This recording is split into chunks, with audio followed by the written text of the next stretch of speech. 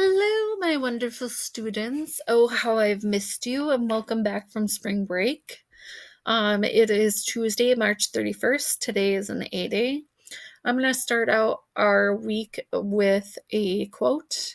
Don't start your day with the broken pieces of yesterday. Every morning we wake up is the first day of the rest of our lives. So happy Tuesday. I wish you a very good morning or afternoon, depending on when you are doing your ELA work. So your agenda for today is we're going to start with DLP. Independent reading for 20 minutes. Vocabulary, you have a new list. We are working on a new suffix. Read aloud, review, mini lesson, and then you'll have independent work time. So as you have noticed, it's a little bit of a change in how we are doing this because of the extended circumstances. So on Mondays, you will not have any assignments. This can be a day that you can catch up if you need to, if you didn't finish your assignments for the week. But it is a planning day for teachers. So I have meetings that day, and then I also collaborate with the other ELA teachers in 7th grade. So you'll notice what you will see from now on is on Tuesdays and Thursdays, you'll have a video lesson just like this. That's going to have your mini lesson and talk through the different points that you need. On the Wednesday and Friday, you're going to have work days. Okay. So if you'll notice, this week we are going to be talking about research. Then next week we're going to talk about your introduction, and you'll have your mini lesson and then a work day to finish your intro. And then on Thursday the 9th, we are going to do the conclusion, and then you'll work time until the next Tuesday. It is Easter break next week, so you won't have class on Friday. Then on the following Tuesday, the 14th, we're going to start on your body paragraphs of your argument essay. You'll have a work day the 15th. We'll do another little mini lesson about body paragraphs on the 16th, and then another work day on the 17th. On the 21st, our mini lesson is going to be about revisions. You'll have a work day, and then the 23rd, we're going to have a mini lesson about edits. And then your essay is due on the 24th of April. So if you look there, it seems like not a very much time, but you are going to do step by step with me, so I don't want you to worry about it. So just know that your summative paper is going to be due on the 24th. You will have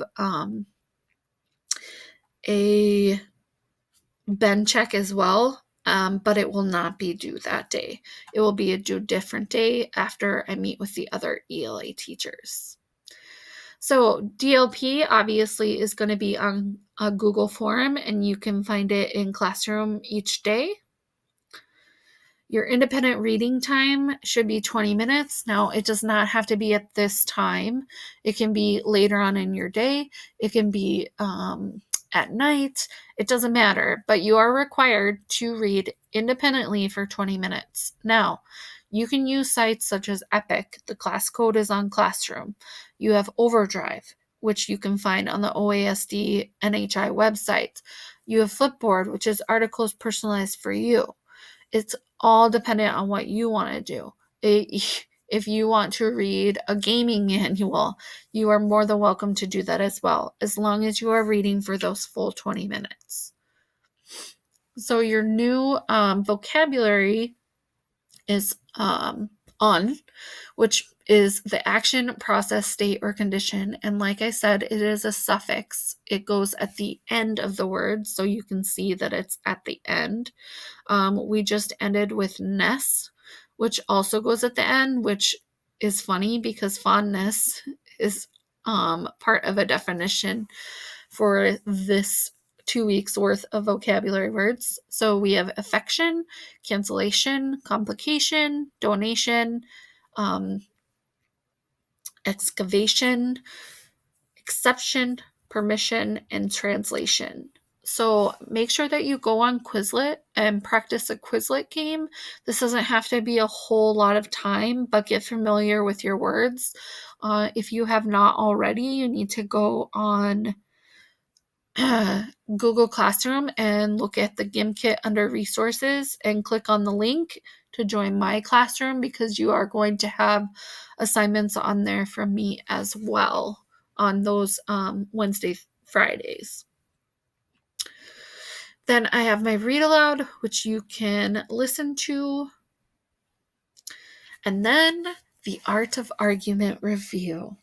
So just remember that we started argument before we left during all of this confusion. Then we did a few things that day.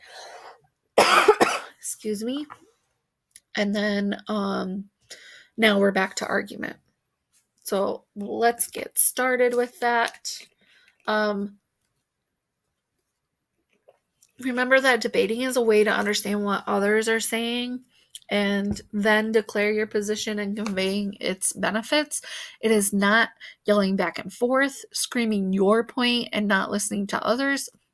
It's looking at both sides and seeing how you can create a rebuttal based on the information that you have learned yourself and the information that you get from your opponent. So questions to ask the text when you're reading, and this all it has to do with your research. So you need to make sure that the information presented is connecting with your information or contradicts information that you've learned. You need to know who wrote it. What is their role? Who is the author? What do they stand to gain from the position? You need to look at the patterns of evidence and the kinds of sources of information that have and have not been included or valued. And then, are there things in the source that give you pause or make you uneasy? So, I'm not sure, or does this mean, why include that? So, you need to think about those things. Another thing that we talked about before we went off to break is ways to analyze the evidence. Because if you're not going to analyze the evidence, it's really hard for somebody to go for your position. So you need to say, this shows because, this means. It's important to notice.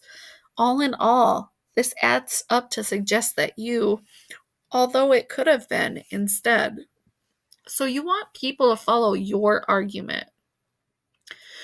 So today I want to teach you that you can create goals and use very specific strategies to accomplish these goals.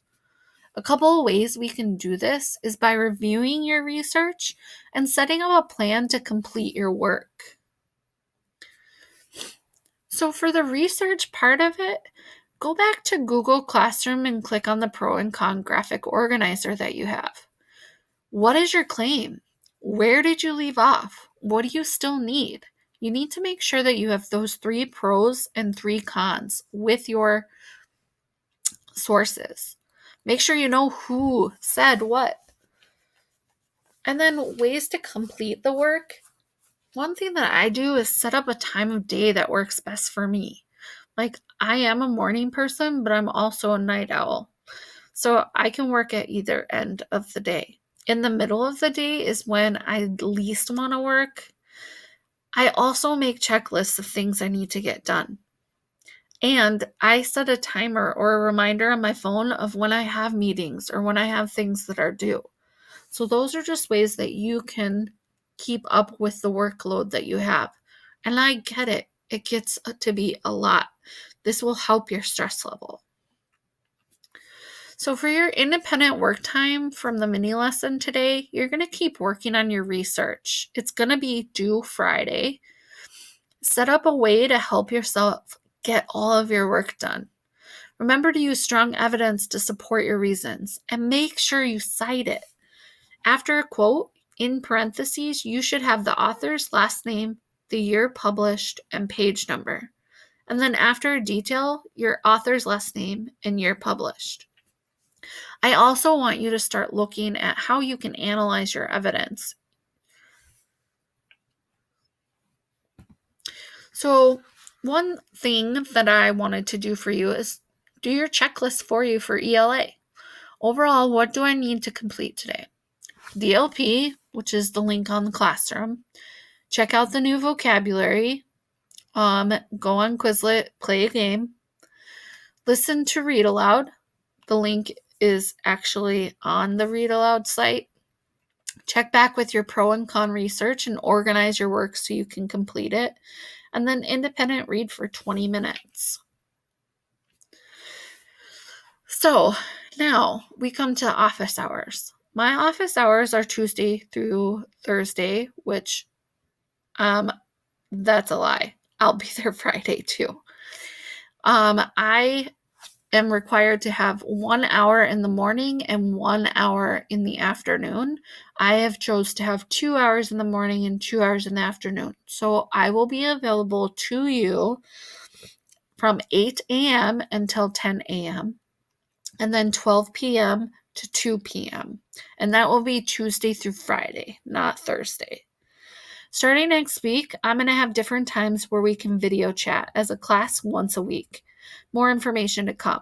What I'm thinking is A days would be, Block A would be Tuesday, Block C would be Wednesday, and Block D would be Thursdays. But I wanted to try to do it depending on what is best for you. So look for a Google form being sent out.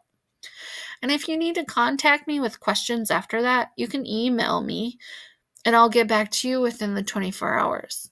Now, it's not to say that I won't get back to you right away if you contact me at 10:30 or if you contact me at 3.